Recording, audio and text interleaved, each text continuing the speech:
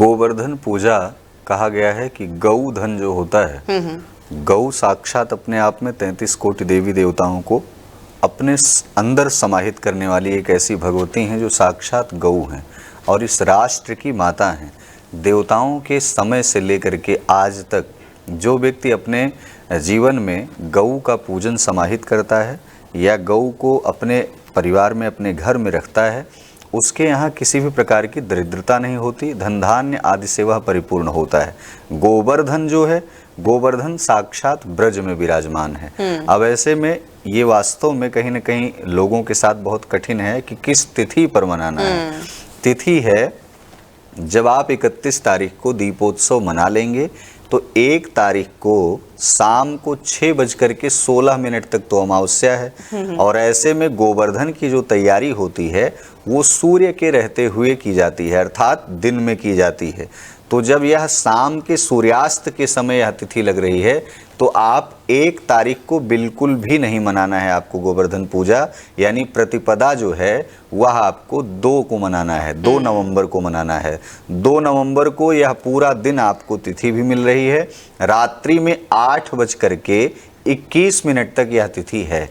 तो ऐसे में 2 नवंबर को ही यह अन्नकूट गोवर्धन पूजा मनाया जाएगा। गोवर्धन पूजा, गोवर्धन व्रत या गोवर्धन में साक्षात कृष्ण के लिए जो व्रत व्यक्ति रखता है वह यकीनन भक्ति से युक्त होता है। अब यह आपको कंफ्यूजन बिल्कुल नहीं रखना है कि किस तारीख को मनाना है। यह 2 नवंबर को यह पर्व मनाया जाएगा जिससे साक्षात कृष्ण की कृपा भी प्राप्त होगी, तिथि प्रतिपदा भी प्राप्त होगी, सूर्योदय से सूर्यास्त तक यह तिथि है भी, साथ ही साथ दिन में जो गोवर्धन का निर्माण किया जाता है वह जो है प्रतिपदा तिथि के रहते हुए ही होगा। तो ऐसे में यह गोवर्धन पूजा बेहद खास है जी। अब ये जानना चाहिए कि गोवर्धन पूजा का महत्व क्या कुछ है, इसके पीछे क्या कुछ कहानी, और साथ ही साथ ये जो बनाया जाता है कि वो आखिर क्यों मनाते हैं और दिवाली के दौरान ही ये चौथे दिन क्यों इसको सेलिब्रेट करते हैं हम लोग। विशेषकर जब अमावस्या तिथि पर यह दीपोत्सव मना लिया जाता है तो प्रतिपदा तिथि पर गोवर्धन की पूजा होती है। ऐसी मान्यता है कि जब जो है इंद्र के द्वारा, विशेष रूप से इंद्र देवराज हैं और देवताओं के राजा हैं, इंद्र जो है अपने आप में संपूर्ण हैं और एक ऐसे देवता हैं जो संपूर्ण जल वृष्टि के जो देवता हैं, संपूर्ण ऐसे राज्य के देवता हैं जो भरण पोषण के भी हैं। तो इंद्र बहुत ही महान हैं अपने आप में।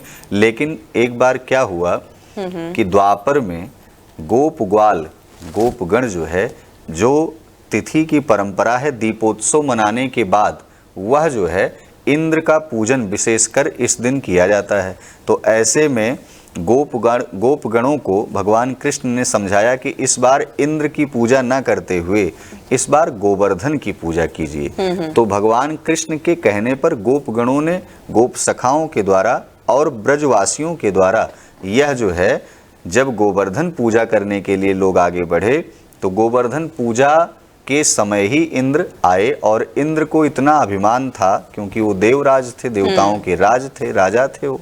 तो ऐसे में यह अभिमान उनके लिए कहीं न कहीं हानिकारक स्थिति में बना और इंद्र ने ब्रजवासियों के साथ, गोपगणों के साथ जो परिस्थितियां जो है उत्पन्न की, उन परिस्थितियों में कहा जाता है कि उस समय इंद्र के हाथ में सिर्फ एक चीज था। इंद्र का वज्र तो अपने आप में बहुत अलग है, लेकिन जल वृष्टि को प्रारंभ कर दिया।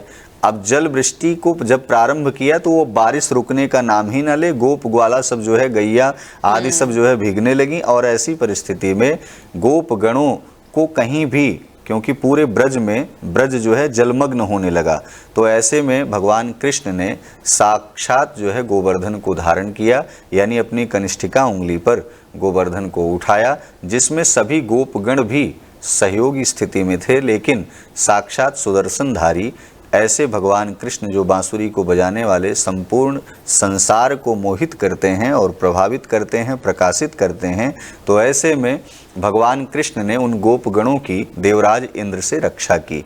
देवराज इंद्र की इस परिस्थिति में जब देवराज इंद्र अपने पर विजय नहीं प्राप्त कर पाए इस कार्य में, तो वो स्वयं आए और कृष्ण से इस पर जो है क्षमा उन्होंने मांगी। और गोपगणों के साथ जब गोवर्धन का विशेष कर पूजन हुआ, जल वृष्टि इसी समय बंद भी हो गई और संपूर्ण ब्रजमंडल में जो है एक शांति, एक खुशहाली और अपने आप में प्रकृति का एक अलौकिक आनंद उस समय भी था। और आज भी सबसे बड़ी बात यह है कि द्वापर से लेकर के और कलयुग तक आज भी ब्रज में जो रस है वह संपूर्ण विश्व में धरा पर कहीं भी ऐसा रस नहीं है।